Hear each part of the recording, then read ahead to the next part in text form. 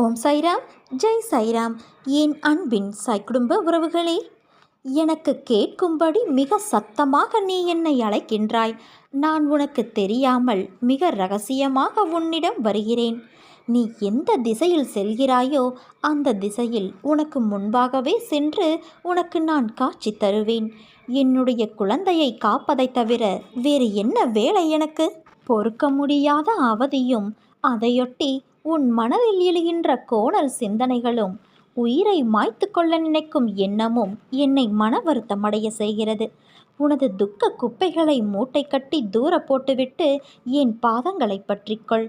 நான் அனைவருக்கும் கருணைமயமான அன்னை என்பதையும், ஒரே ஒரு முறை கூவி அழைத்தாலும் ஓடி வந்து அணைத்து உச்சி முகரும் தாய் என்பதையும் மறந்துவிடாதே. உனக்கு என்ன தேவை என்பதை நான் முற்றிலும் நினைவில் வைத்திருக்கிறேன். உன்னை துன்பச் சேற்றில் மூழ்கிவிட ஒரு காலம் நான் சம்மதிக்க மாட்டேன். உனது துக்கம் நிச்சயம் மகிழ்ச்சியாக மாறும். உன் வாழ்க்கை சீர்படும் காலம் விரைவில் வரும். இதற்கு முன்னால் நீ கடந்து வந்த கடினமான பாதைகளை சற்று நினைத்துப்பார். அதிலெல்லாம் உன்னை தூக்கிச் சுமந்து காப்பாற்றி வந்தேன். இனியும் அப்படியே உன்னை நான் காப்பாற்றுவேன். உனக்கு சோதனையாக தெரிகிற இந்த காலத்தை மனதில் வைத்து கொள்ளாதே.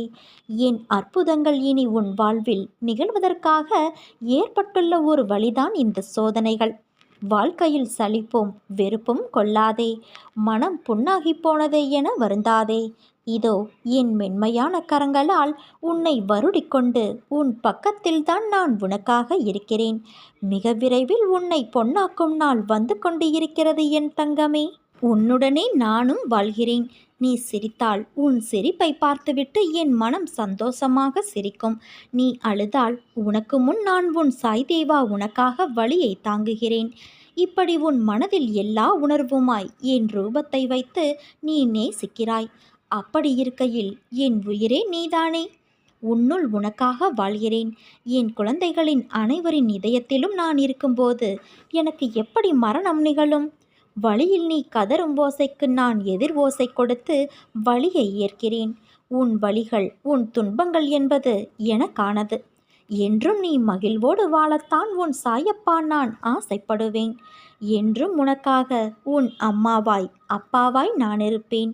அதே போல என்றும் நீ என் பிள்ளையாக இருப்பாய். நாம் உறவானது பிரபஞ்சத்தின் உறவு. இதற்கு முடிவு என்பது எப்போதுமே கிடையாது. நீ நம்பிக்கையோடு இரு, நல்லதே நடக்கும். சாயிருக்க பயமேன்.